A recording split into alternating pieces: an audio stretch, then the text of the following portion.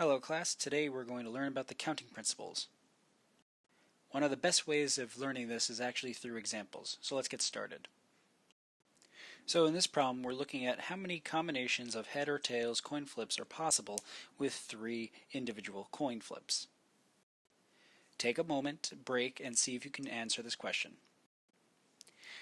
Now in doing this problem you may start an attempt of just saying, hey, well my first flip really only has 2 options, as heads or tails. And then you could say, well, my second option, my second coin flip, is going to only have 2 other options again, heads or tails. Same thing for the tails. Even if you started with tails, you're still going to have an option of heads or tails. There's an equal opportunity for either one. And your third flip is also going to have 2 more heads or tails, heads or tails, and again for the bottom, heads, tails, heads, tails. Now we typically refer to this as our tree diagram. This is one method for solving such a question. So your tree diagram. If you end up actually counting your outcomes, you can actually see how many do we have, because each path here represents a certain amount or a potential outcome. So we could have gotten heads, heads, heads. We could have gotten heads, heads, tails, heads, tail, heads, heads, tails, tails, and so on and so forth. So if we count the ends, we're going to get here that this was 2 outcomes, 2 outcomes, 2 outcomes, and 2 outcomes. Overall, if we add these all together, we get a total of 8 outcomes. We could also see this as a different method of considering these boxes as our individual outcomes, or sorry, in this case, individual coin flips, or how many outcomes exist for each coin flip. So the first, second, third. And if you do this, you'll consider that this is going to be 2 outcomes potential, this can be 2 outcomes, and this will be 2 outcomes. Meaning you can actually multiply these together and get 2 to the third equaling 8. Also saying this is 8 outcomes. We refer to this principle of being able to do this as our multiplication principle. And it's not a big deal to memorize the name of this, but it is important to understand how to get from here to here, or to also utilize the tree diagram. There are reasons to use this method or this method dependent on the question you're given. Alright, let's try another problem. So in this example, we're looking at how many phone number combinations exist in Connecticut. This is to assume, though, more importantly, that we have a 203 area code for each and every individual phone number. So pause the video and see if you can try to use our method of the multiplication principle to see if this would work. Alright, so let's get started.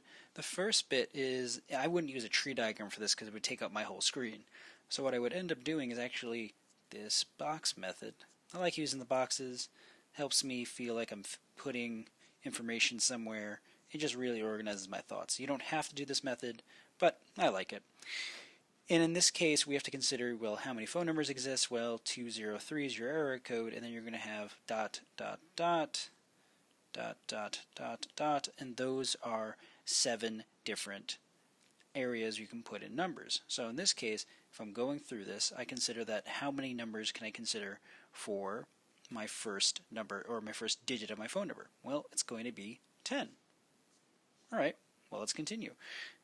We're going to have potentially 10 in this one too, 10 in this one, 10 in this one, 10 in this one, and so on and so forth. And that actually we have 10 different ones for each, 10 different numbers that we can use. And this is going to say that 0 to 9. Remember, we have to include 0 in this case. And if we do that, it can be rewritten as 10 to the 7th, or in other words, 1 with 7 zeros. 1, 2, 3, 4, 5, 6, 7. And that's how many phone numbers can exist. in this case 10 million. Now let's consider a slightly different one. Instead of saying how many phone number combinations exist, we'll say that, but now we're going to add a little addendum, and I'm going to say that we're now going to say that without a number being repeated. Well, we can do the same method here and consider that you have still 10 options of your first, but now whatever number you've used, that's one less that you have to use for the next one, so that's 9. And so on and so forth, that you have 8, 7, 6, 5, and 4. So in this case, you can do all these multiplying together to equal 640,000 or 604,800.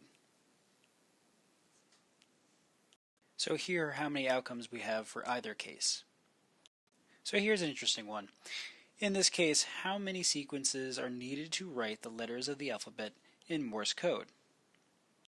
Now, first off, we have to understand what Morse code is written, or how it is written, I should say, and that is actually using a series of dots and dashes. So we have the dot and the dash. An example here would be that dot dash equals A, and dash dash dot represents letter G. So take a moment, think about how you'd answer this one, and then we'll go right into it. Alright, so let's get started. So in this case, we have to consider, well, how many actual letters in the alphabet? Well, in the alphabet we have 26 letters. So that's the first bit. But also that we note we have two, I don't want to actually use those, let's just highlight those. We have two different options for each sequence. So let's say in our first sequence we have really only two options. So let's say this is our first sequence, we'll call this N1, we really have two options. You either have the dash or the dot. To explain that further, there we go. But N2, so we'll call that the second sequence, we really have four options, right? Because we have 2 and 2 equaling 4. We have, if we had a box here, that's 4. Because that's to say that we have dot dash and dot dash for each one of those. So far, what does that mean for us? Well, in total, if we went to the first sequence, we had 2 outcomes. In the next sequence, we have 4 outcomes. Well, how many outcomes do we have in total at this point in time? Well, we have a total of the 2 plus the 4, meaning we actually have a total of 6 currently with just these 2 outcomes. Or, yeah, these 2 sets. Well, let's try and add another set here and say we have another sequence. We're saying that we add like a third box, so 1, 2, 3 boxes. That's going to be equal to 2 times 2 times 2. That will give us a total of how many? You guessed it, 8. So that's going to be 8 outcomes. But now we can say, if we took this and actually erase this to include, so that was the 4, I'll keep that. And now we include 8 here, which we got from this side. We now have a total of 14. Which is still not close to what we have in terms of the 26 letters. We need to get there. So let's go to our next sequence here. And let me do that another color. Undo. So we have our fourth sequence, and again we have 4 boxes here, which is going to give us 2 to the 4th, which is going to be 16.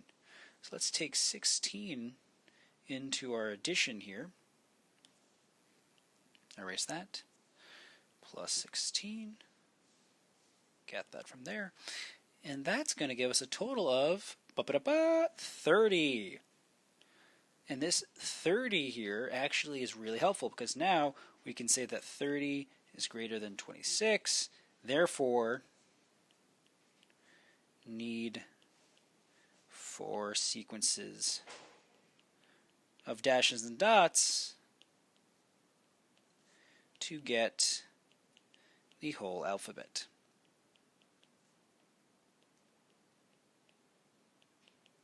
So here, that is our final answer for this one.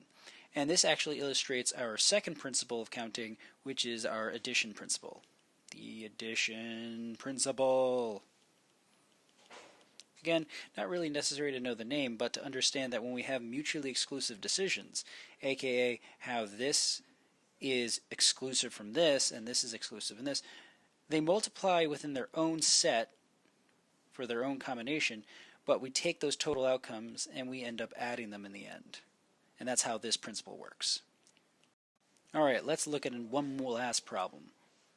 So for this question here, we're saying how many 3-digit numbers contain at least one digit 5? So take a moment to think about how you would approach this problem and what steps you would do to solve it. So one way of looking at this is to consider that we have some major set here, some universal set. Oh, he said universal again. Universal set denoted as U being all the 3-digit numbers. And we actually can say that if we're trying to count how many contain at least one digit 5, we can call this just set A. So the set with 5 as a digit. So we have these two different sets here. Well, the way we can actually get this set here is to consider that we have the count of U here, or universal set, actually being subtracted by the count that is not A, aka the complement set for this, and this is going to give you your number of your set that has one digit 5. So let's consider this. If we actually drew this out, we're going to have the number amount for the universal.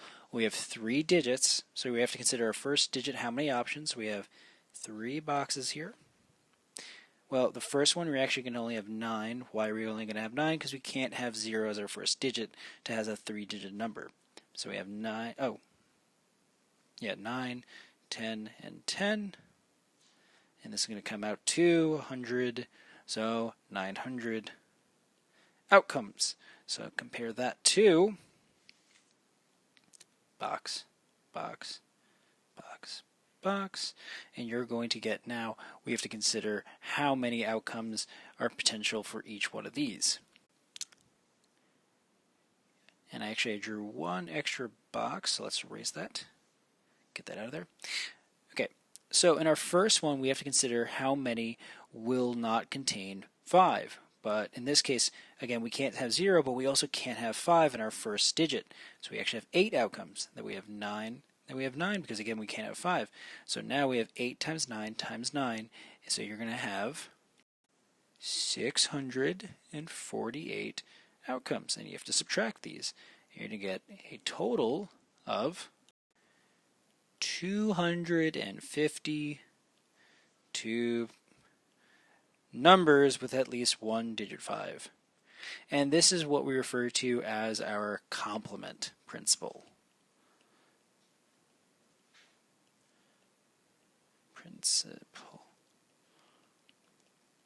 And there's a formula for it, but in this case we have it written already, which is the count of a set, where we're looking for, is going to be equal, and I'll try to use cursive to keep it continuous, is the universal set minus the complement of the set we're looking for.